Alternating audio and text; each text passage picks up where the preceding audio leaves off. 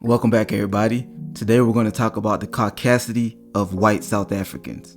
When it comes to having the audacity to say and do things that most other people would be too considerate or feel too guilty to do, the Boers are second to one. Well, we're going to focus on South Africans. Oh, gotcha. I work in a Yeah. No. I'm more African American than you are. You need to understand that.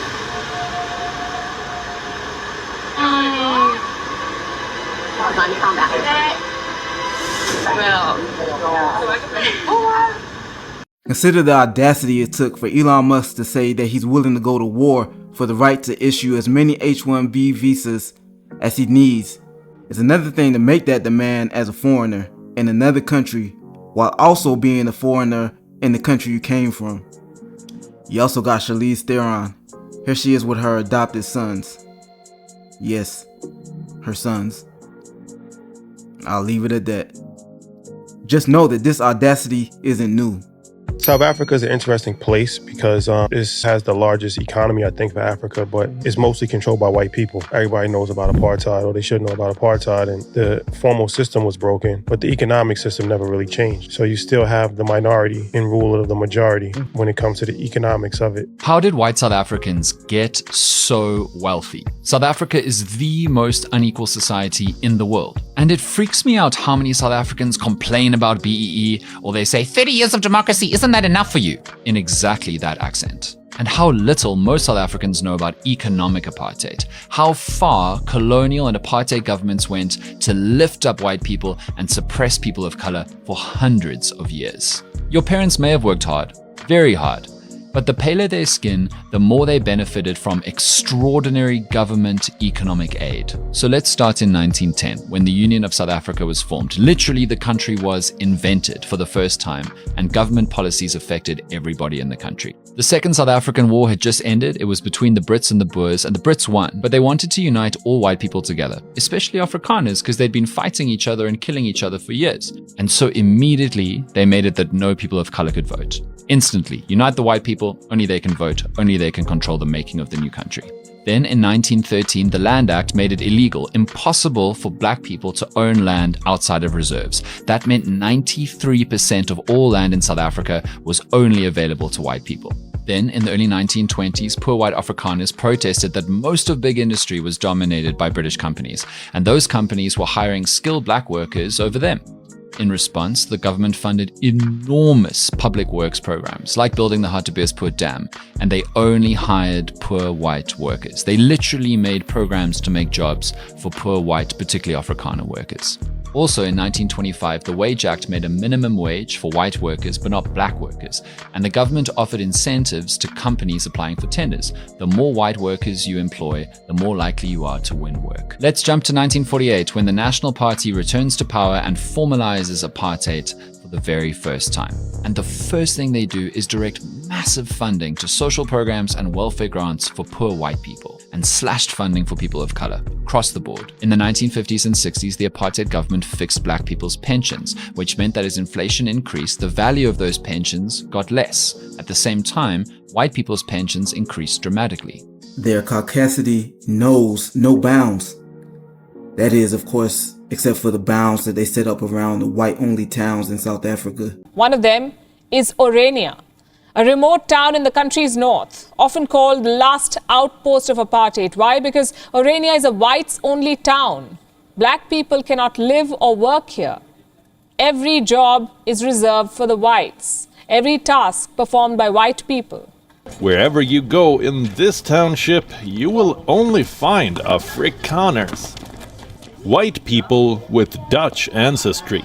This township is legal as per South Africa's constitution. An article defends its right to self-determination. But Orania's ambitions could soon spell trouble. Because the people here say their next goal is the creation of an Afrikaner republic, a white-only autonomous region within South Africa. This sounds a lot like Zionism. They're literally taking the plays out of the same playbook. But wait! There's more! There are a lot of illegal immigrants here in South Africa who are white people. Close to 2 million illegal white immigrants in South Africa. Many of them are found in Cape Town. They come from 3 countries: Italy, Portugal, and England. I had the honor, the last time I was in SA, which was last month, of meeting some of those illegal white aliens. One of them the other day tweeted that I came to Cape Town for tourism 6 months. Yo, I can't believe I even stayed for more than 12 months. It's so nice. Okay. This is how they live and move and work in South Africa. 1, they are white, so their skin color protects them very, very much. 2, they are employed by white South Africans in their big companies. When they drive, they use their European passport, their European driver's licenses, and cops take that European driver's license without a whimper. In 1950, the Group Areas Act stopped black people from moving through South Africa freely. They had to get permission to go places, always on white people's terms, and this made it incredibly hard to find work. Not a single one of them was earning less than 100,000 rand. In fact, they were earning in US dollars, because one was telling me she just lost 50,000 US dollars. When they travel, they use their European passports. They actually use their European passports to get in and out. They say they buy papers from immigration people sometimes. And sometimes they go to Lesotho for a couple of days. Then when they come back, they get their passport stamped. Some of them have been in South Africa as illegal citizens for more than 10 years. And some of them just arrived like 8 months before I met them. I was introduced to them in business. These people are protected, closeted, and loved by the white community of South Africa, and they make sure that they are doing well. I hate to say it, but this is also on the African South Africans. Many of them have been so indoctrinated and mentally enslaved that they don't see their oppressors as a source of their oppression, because they do have smoke for immigrants, just not the white ones.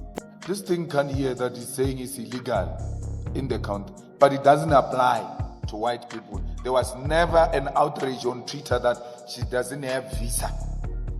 Had a black person said that, or my brother, they were so nice here in Hillborough. I didn't even renew my visas. You will go home the following day.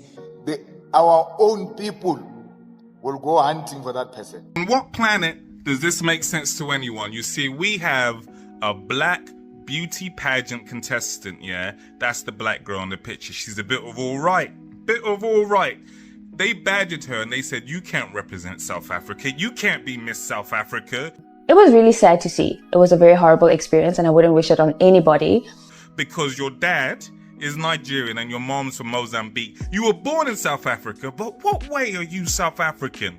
Because I have lived there for 23 years. You don't have South African blood. They find out she's a South African citizen, but they just keep badgering her. And it's heartbreaking to see that I wasn't welcomed and accepted. Yeah. And eventually she says, you know what? Yeah, I've made it to the late stages of this competition, but I'm gonna pull out. And some people said you should pull out, yeah, because you're not really South African, yeah, because we know what South Africans look like. So who do they pick to be the winner of Miss South Africa? They pick a woman with green eyes. Maya LaRue, that's how I pronounce it. Does that name sound to you like it's from the earth, from South Africa, yeah? They have the top office jobs which pay the most money, more than 100,000 rand a year. We're talking at around 175, 200, 300,000 rand a year. They don't pay taxes to the government of South Africa, but they are living there peaceful and happy and covered by their own. What are you going to do about those? Tell me what you're going to do about those. Your own immigration has the statistics. They literally have the statistics of how many illegal white people live in South Africa. And now I call a couple of them my friends. What are you going to do about those? Now they are straining your system big time. What you gonna do? What should they do? Should they allow all immigrants? Reject all immigrants? Reject European or Asian immigrants? Or only reject the African immigrants, which is what they seem to be doing now? Let me know in the comments what y'all think they should do, especially if you're South African.